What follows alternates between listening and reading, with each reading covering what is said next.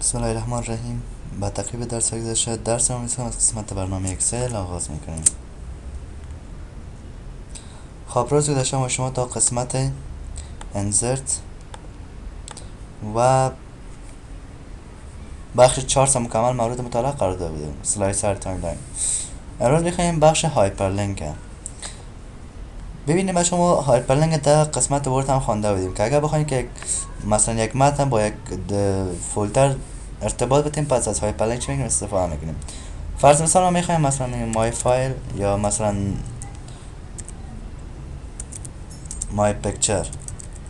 هر وقتی ما بالا کلیک کنم مای پیکچر با چه باز شد، مثلا نشون میگم مای میوزیک. هر وقت بالا کلیک کنم میوزیک بشه، مثلا نشون میکنم فولدر، یعنی هر وقت بالا کلیک کنم یک فولدر در خواهم باز شد. پس می در قسمت کلیک میگیم هایپرلینک. از قسمت کانت فولدر مثلا موقعیتش انتخاب میکنیم، مثلا میگه هر وقت بالا کلیک کنم با ما فولدر باز شد، مثلا مای میوزیک یا مای پیکچر با ما چی شد باز شد. اوکی.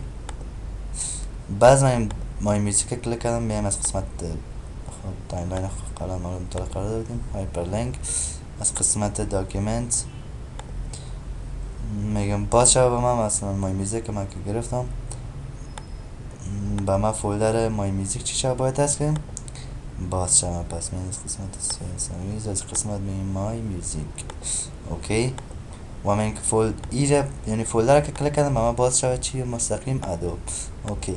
اینا رو بالا از کنسرت بیار برات میگم کنترل، یعنی که کلیک کنی do you want to continue میگم yes چی شد فولدر ایمیج با ما شد باز شد. یا که از قسم میگم مای میوزیک اتومات که میگم yes فولدر مای میوزیک با ما چی میشه باز میشه، که فولدر اتومات فولدر ادوب که پریمر شد باز شد. یه بود وظیفه هایپرلینک، یعنی متن با یک فولدر ارتباط میدم. بعضی در قسمت تکست باکس گفتیم یک در قسمت یک فرعی جمله که میبخشیم در قسمت فرعی ورک بوک ما کدام چیز متن نوشته کنیم باز از تکست باکس استفاده میکنیم. بالا کلیک میکنیم ترسیم میکنیم در قسمت مثلا چی میخوایی درج کن. این بود وظیفه تکست باکس که مقابل تکست باکس هم مورد مطالعه قرار داده بودیم. بعضی قسمت انظر داریم هیدر اند فوتر. هیدر بالا ورقی و فوتر پایین ورقی که در برنامه ورد میره مورد مطالعه قرار دادیم. میم بالا کلیک میکنیم، بعد از اینکه بالا کلیک کنیم در قسمت بر ما ایجاد میشه. خب بعد از در قسمت هیدر مثلا در طرف رایت باشه، در طرف لفت باشه، در طرف وسط باشه. رایت برای انگلیسی، لفت بدری و وسط یعنی سنتر با اردو. میم در هیدر باشه مثلا یک عنوان مثلا تی اکادمی این یک عنوان، یا که این در قسمت هیدر باشه مثلا اینجا نام مختلف است، مثلا شیت 1 پیج 1 یعنی به شکل یک نام باشه. یا میگم نه در قسمت هیدر باید یک بالا کلیک میکنیم این در قسمت هیدر باید چی باشه یک پیج نمبر باشه. بالا کلیک کنیم اینا یک چیز درج کنین تا وقتی که یک چیز درج نکنین پیج نمبر فعال نمیشه. یعنی درج کنین چی شد پیج نمبر درج. بعضی قسمت داریم در قسمت دیزاین و نمبر اف پیج. اینجا یک اسپیس میتین یک سلش باز یک اسپیس. بعض اینا لید نمبر اف پیج درس میگه، مثلا این در صفحه اول هستم چند صفحه هست، مثلا 10 صفحه از کدام صفحه چیزی مثلا 10 صفحه یک به شکلش اومده. بالا کلیک کو اینا رو میگه یک صفحه است و در صفحه اول تو چی قرار داری. بعض قسمت دیزاین میم نمبر اف بعض کارندید میم تاریخ آمد درس کو تاریخ کمتر از درس میگن. این تاریخ که در قسمت هست این تاریخ برداشت میگن درس میکنن. بالا کلیک کنی تاریخ شد درس شد.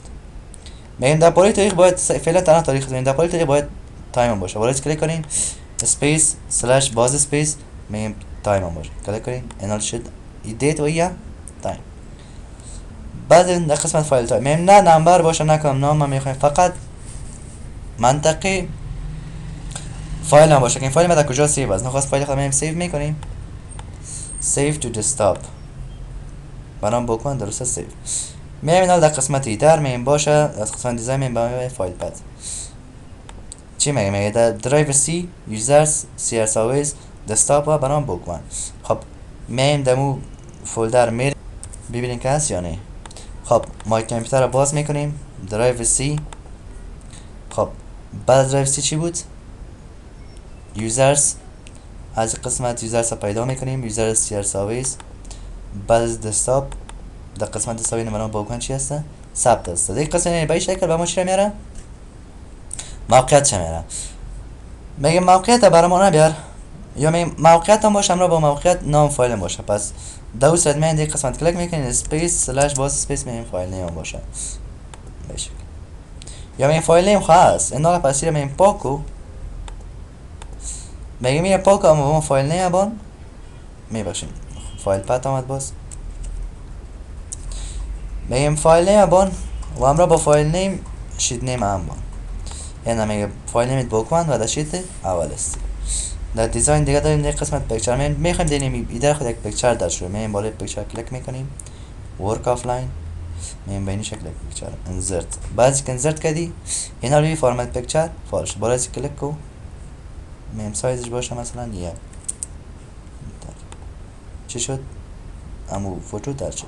اینا رو فایده زیاده چیز بی پیکچر دی فوتو دام در شده 1000 صفحه دیگه هم که باشه در اون 1000 صفحه دیگه هم چی میشه نمیگی در تو درش میشه در صفحه که بیدی سبن شده در شده میشه. خب میایم در قسمت دیگه در قسمت هیدر اند فوتر فعلا در هیدر است میخوایم بریم با فوتر یعنی با پایین ورقه میگیم گو تو فوتر اینا در پایین ورقه بود میایم پس برو با هیدر بالا کلیک پس با هیدر میره. میگم در صفحه اول یعنی صفحه اول صفحه دیگر متفاوت باشه. مثلا اگه اینجا داش مثلا تی ببینید در صفحه هم داشه در صفحه میگم نه صفحه اول هم میخوایم که یعنی فهرست است نمیخوایم با فهرست یا مثلا پیج نمبر داش میکنین از قسمت دیزاین میاین میگم پیج نمبر باشه اینا یک اینجا مثلا چیز داش کنیم که هم فال شاین دو شد. میگم اینا یک صفحه ای فهرست است نباید دی پیج نمبر باشه. پس در اون قسمت دیزاین میاین یا فال میکنین که فال کردین اینا رو ببین صفحه اول نمبر دارم صفحه دو نمبر داره. بعد از قسمت هیدر میایم different odd and even. اگه من دیگه قسمت مثلا یک درش کنم و از اینجا different odd and even ایره فال کنم بازی ها تنها صفحه یعنی شماره تا آخر درش میکنم مثلا یک درش میکنم دور درش نمیکنم صفحه میگیریم سایکو اینا با ما اینجا نمبر ببین در قسمت دور درش نکردن دیگه سر درش اما تو نمبرای تنها نمبرای چی تا درش میکنم. در قسمت دیزاین میایم دیگه از قسمت اسکیل و داکیومنتس فعلا این داکیومنت با من شامل تا میرن چک کنم داکیومنت با من ما شده نمیشه با میشه الاین وت مارجین یعنی امرا با حاشیه صفحه باشم اگه میخوام که یعنی حاشیه صفحه باشه پس چک کنید اگه نمیخوای بازی اند چک ببینید از حاشیه صفحه کمه. این بود وظیفه هیدر اند فوتر. بعد در قسمت انزر داریم وردارت. وظیفه وردارت چی است؟ خب یک صفحه جدید میگیریم نخواست میایم از قسمت یک مثلا یک عنوان درش میکنم در قسمت وردارت میایم با چه شکل متن میکنم باشه اینو به این شکل اینا درش کنم عنوان برنامه چی هست مثلا عنوان مثلا نخواست پاک میکنی تی اکادمی اینا به این شکل یه بینا دیگه قسمت بگذار اینا به شکل یعنی دراینگ تولز است که ما ایره باز مکمل کنیم عرض مطالعه قرار داریم. این وظیفه عزیزه یعنی یک شکل یک وردارت است. در قسمت انزرت می بعضی قسمت داریم مایکروسافت آفیس سیگنچر لاین. اگر میخواین که با شکل اتومات یعنی یک سیگنچر یعنی همیشه وقت با اینکه درش کردی باشه پس از قسمت این بالا کلیک میکنین مثلا میگین یک نام باشه به نام احمد مثلا احمد هستم منیجر و ایمیل ادرسم مثلا احمد yahoo.com اوکی کمی اوکی بگی این دیگه قسمت به شکل سیگنچر چی شدی درد شد این همیشه فعال هست. باز اگر بخوایی که اینجا امضا کنی یعنی او یک آله هست فرض مثال موز رو در کامپیوتر در پورت یو اس بی وصل میشه و باز در ورق صفحه که امضا کنی دیگه قسمت اتومات چی میشه وصل میشه. باز اگر میخوای کور فعال بسازی از این قسمت اد سیگنچر سروایسز بالا کلیک بکنی در صورتی که آله موجود باشه یعنی یک محل امضا رو به ما تهیه میکنه. دیگه از این قسمت داریم آبجکت. ما اینجا مثلا یک ریپورت درج کنیم میخوایم که داکیومنت از ورد بیارم باز من این قسمت میایم از این قسمت مثلا هر پروگرامی که در کامپیوتر تون سال سید خود میشه کوره واس کنی یک سه میخوای لینک مثلا مورد ما میخوای واس کنم اوکی داینامیک صفحه اکسل برنامه ورد خارج از کلیک کو تمام مینو مربوط اکسل دا اینجا دبل کلیک تمام مینو مربوط ورد اینا رو متن درش اینجا مثلا از قسمت انزد میاییم فرض از داکیومنت ورد مثلا کار می از قسمت درش میکنیم. خب حق شد جان میخوایم که از برنامه ورد اکسل درش کنیم. میایم از قسمت بالای کلیک میکنیم، مثلا میخوایم از اینجا ورد باز میکنیم، یعنی هر داخل از یک کلیک کنیم تمام اینا مربوط به ورد میشه، خارج از این مربوط اکسل و داخل از مربوط به ورد.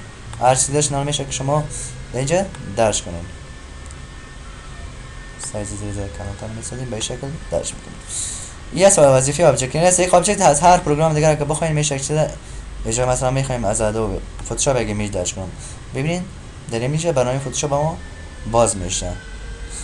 خب یک وقت میگیره. ببینید در فتوشاپ چی شد؟ باز شد. اما در پروگرام اکسل در این پروگرام فعلا فتوشاپ است. خب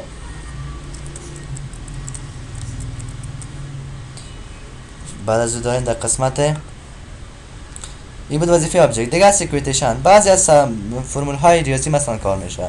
باز از این قسمت میشه که بعضی سمبول های ریاضی شما درج کنید که در ورد هم مورد مطالعه قرار داده بودیم. دیگه سمبل بعضی از سمبول ها کار میشه. مثلا میخوایم این سمبول درج کنیم، بالاش کلیک کنیم انسرت بگیریم، اون سمبول چی شد؟